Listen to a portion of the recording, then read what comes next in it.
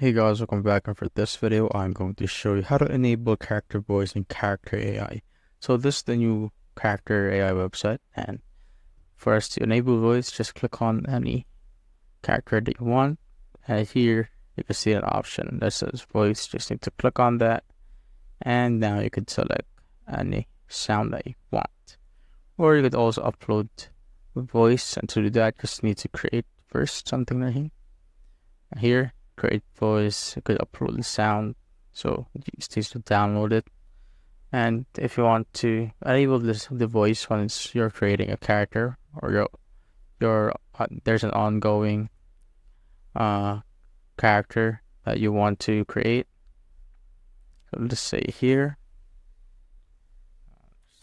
put Albert, anything that you want, and from here you could add the voice here at the very bottom. And it's up to you what you want to add, but that's just basically it. That's it, guys. If you have found this video helpful, simply leave a like below or subscribe because it helps reach more people. See you on the next one.